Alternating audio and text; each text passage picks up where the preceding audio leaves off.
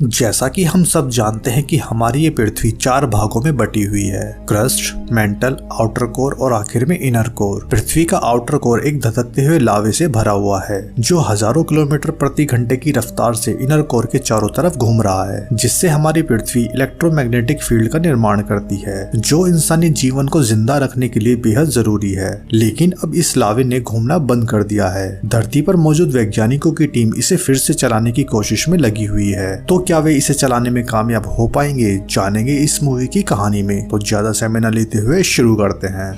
Movie की शुरुआत होती है अमेरिका के एक शहर से, जहां पर आम लोग अपनी रोजमर्रा की लाइफ जी रहे थे। लेकिन तभी अचानक वहां के सभी लोग एक एक करके मरना शुरू हो जाते हैं। वहां पर मौजूद पक्षियों में एक अजीब सा खौफ फैल जाता है, जिस कारण सारे पक्षी तेजी से गाड़ियों और इमारतों से टकराकर मरते जाते हैं। इस तरह की घटना पहले कभी नहीं हुई थी, इसलिए अमेरिकी सरकार और आर्मी जनरल थॉमस को लगता है कि यह कोई दुश्मन का हमला तो नहीं, क्योंकि सभी लोग इलेक्ट्रोमैग्नेटिक फील्ड के करंट से मारे गए थे। इसलिए general Thomas university of Chicago से डॉक्टर जॉश की को बुलाते हैं। डॉक्टर जॉश की जियोमैग्नेटिक वैज्ञानिक होते हैं जो मैग्नेटिक तरंगों को पढ़ने और पहचान करने में सक्षम थे। डॉक्टर जॉश की को वॉशिंगटन डीसी लाया जाता है, जहां पर डॉक्टर सर्ग को भी लाया गया था जो कि एक हथियार विशेषज्ञ होते हैं। जनरल थॉमस डॉक्टर कीस और डॉक्टर सर्ग को एक खुफिया कमरे में लेके आते हैं। जनरल थॉमस उन्हें वो लाश दिखाते हैं और पूछते हैं कि आखिर ये लोग कैसे मरे होंगे। डॉक्टर जॉश की उनसे कहते हैं कि ये लोग वही हैं जिनके शरीर में पेसमेकर लगा हुआ है और ये सभी लोग इलेक्ट्रोमैग्नेटिक फील्ड की गड़बड़ी के कारण मारे गए हैं। जनरल थॉमस को यह पता चलते ही कि यह कोई दुश्मन का हमला नहीं है, तो वह उन दोनों वैज्ञानिकों को जाने के लिए कह देता है। लेकिन अब डॉक्टर कीस और डॉक्टर सर्ग इस घटना की खोज करना चाहते थे, मगर जनरल थॉमस उन्हें ऐसा करने से मना कर देते हैं। जनरल थॉमस के मना करने के बाद भी डॉक्टर जॉस की अपनी टीम के साथ पूरी पृथ्वी पर हुई ऐसी घटनाओं की जानकारी हासिल करने में लग जाते हैं जिसमें इलेक्ट्रोमैग्नेटिक फील्ड के निशान पाए गए थे।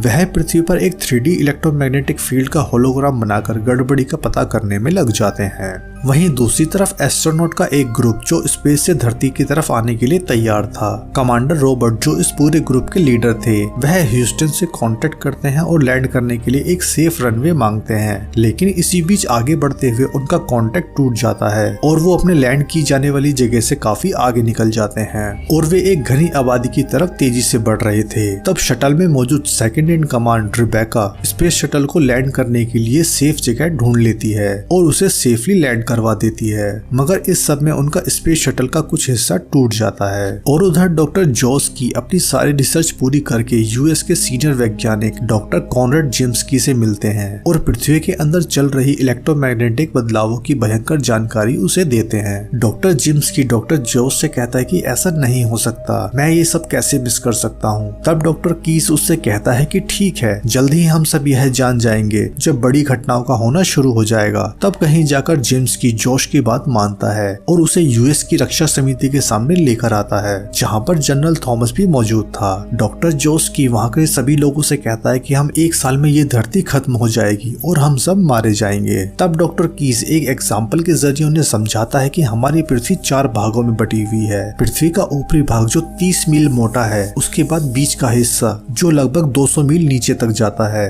और फिर आता है पृथ्वी का इनर कोर और आउटर कोर, जो कि एक विशाल लोहे की बॉल की तरह है, जिसके चारों तरफ आउटर कोर में आयरन और निकल की पिघली हुई धातु जो 50 मील मोटी है और इनर कोर के चारों तरफ 1000 मील प्रति घंटे की रफ्तार से घूम रही है और यह चीज इलेक्ट्रोमैग्नेटिक फील्ड को पैदा करती है। और अब इस लिक्विड ने घूमना बंद कर दिया है, जिससे हमारी पृथ्वी का इलेक्ट्रोमैग्नेटिक सिस्टम पूरी तरह से बंद हो गया है और पृथ्वी की कोर ने घूमना बंद कर दिया है, जिसके फलस्वरूप धरती पर मौजूद हर इलेक्ट्रोमैग्नेटिक डिवाइस तबाह हो जाएगा और एक के बाद एक धरती पर इतनी बिजलियां गिरेंगी कि कोई जिंदा नहीं बच पाएगा और 3 महीने में हम स्टोन एज में पहुंच जाएंगे। जनरल थॉमस डॉक्टर कीस से पूछता है कि ये ठीक कैसे होगा, लेकिन डॉक्टर कीस कहता है कि यह कोर मंगल ग्रह के बराबर है, क्या आप इसे किक स्टार्ट करना चाहते हैं? ये बिल्कुल मुमकिन नहीं है और अगर जैसे तैसे हम इसे स्टार्ट करने का तरीका खोज भी ले तो हम कोर तक नहीं पहुंच सकते और हम आज तक सिर्फ 7 किलोमीटर ही खोद पाए हैं। तब डॉक्टर जेम्सकी कहता है कि क्या हो अगर हम कोर तक पहुंच जाएं, जिसके बाद डॉक्टर जिम्स्की सभी को सॉल्ट फ्लैट उठा लेकर जाता है, जहाँ पर उनकी मुलाकात डॉक्टर एड ब्रज से होती है, जिसने 20 सालों की रिसर्च और मेहनत से एक ऐसी मशीन बना ली थी जो मजबूत से मजबूत पहाड़ी और चट्टानों को मक्खन की तरह काट सकती थी,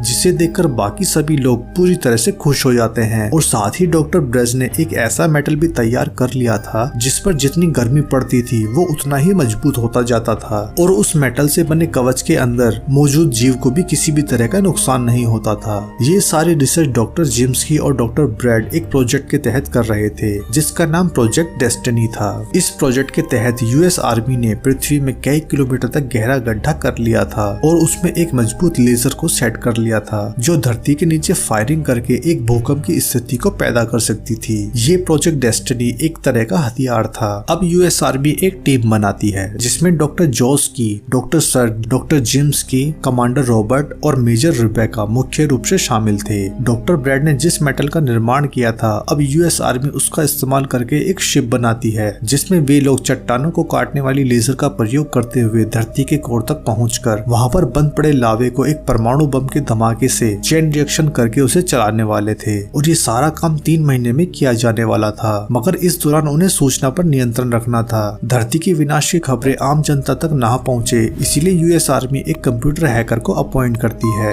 जिसका नाम मिस्टर रैट होता है। मिस्टर रैट भी उनके साथ काम करने के लिए पूरी तरह से तैयार था। अब शिप निर्माण का काम पूरी ताकत के साथ चल रहा था और पूरी दुनिया की खुफिया एजेंसियां एक साथ काम कर रही थीं और 3 महीने लगातार दिन रात काम करने के बाद शिप पूरी तरह से तैयार हो जाता है और इस शिप को लॉन्च करने के लिए मारियाना ट्रेंच साउथ पैसिफिक में लाया जाता है, जहां पर सभी लोग शिप में सवार होकर समुद्र के रास्ते से कोर की तरफ जाने के लिए निकल जाते हैं और कुछ ही समय बाद वे लोग समुद्र तल को चीरते हुए आगे बढ़ रहे थे। अब ये लोग पृथ्वी के मेंटल भाग तक पहुंच चुके थे। आगे बढ़ते हुए उन्हें एक बड़ा सा काला धब्बा दिखाई देता है। कमांडर नहीं जानता था कि वो क्या है। कमांडर रॉबर्ट डॉक्टर जोश से पूछता है कि आखिर ये है क्या। तब डॉक्टर जोश कहता है कि यह कुछ नहीं है, ये एक खाली जगह है, क्योंकि उन्होंने शिप को खाली जगह का नेविगेशन पढ़ना नहीं सिखाया था और ना ही उनका शिप उड़ सकता था। शिप जैसे ही उस खाली जगह में एंटर करता है तो वे एक ऐसी खाली जगह में पहुंच जाते हैं जो पूरी तरह से बड़े बड़े क्रिस्टल से भरी हुई थी और एक जायंट क्रिस्टल ने उनके शिप की लेजर को रोक दिया था, जिसे हटाए बिना वे लोग आगे नहीं बढ़ सकते थे। इसीलिए अब उन्हें बाहर निकलकर उस बड़े क्रिस्टल को हटाना था।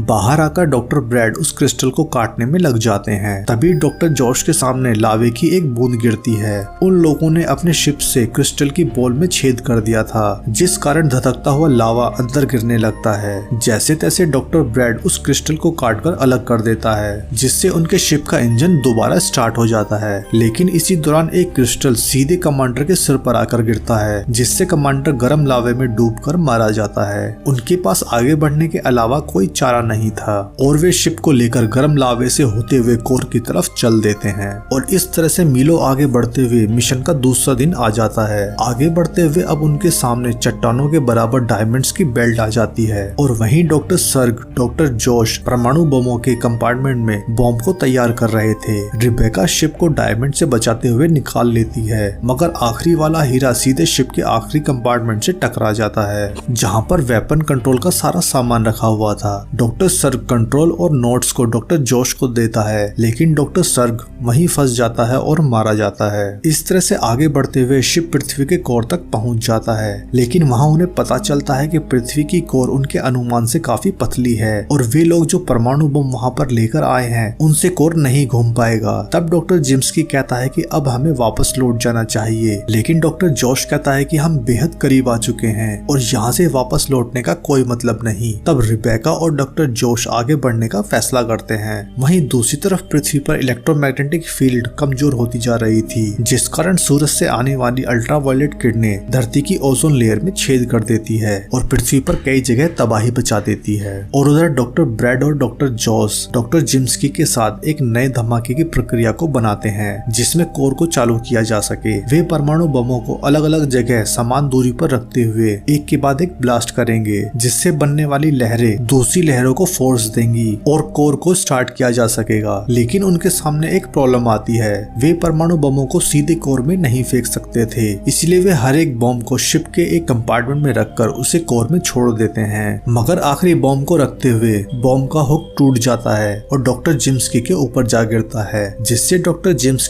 को भी कंपार्टमेंट के साथ अलग कर दिया जाता है। जिसके बाद डॉक्टर जॉस की आखिरी बम को कंपार्टमेंट में रखकर आगे कैबिन तक पहुंच जाता है। डॉक्टर जॉस ने आखिरी बम की क्षमता को बढ़ाने के लिए शिप के न्यूक्लियर रिएक्टर का इस्तेमाल किया था, इसलिए अब शिप पूरी तरह से बंद हो चुका था। रिबेका और डॉक्टर जॉस अब शिप में पूरी तरह से पृथ्वी के कोर में फंस चुके थे।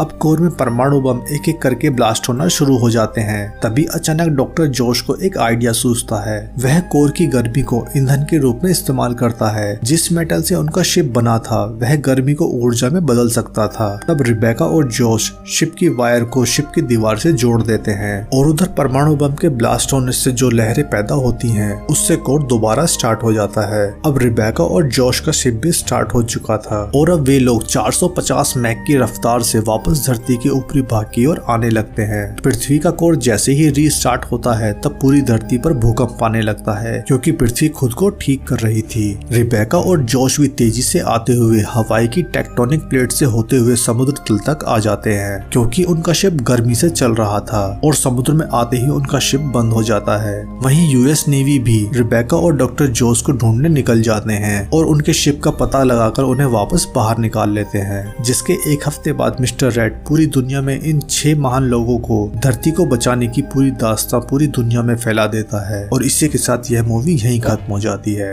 तो मिलते हैं अपनी एक और नई वीडियो के साथ, तब तक के लिए थैंक यू, जय हिंद, वंदे मातरम।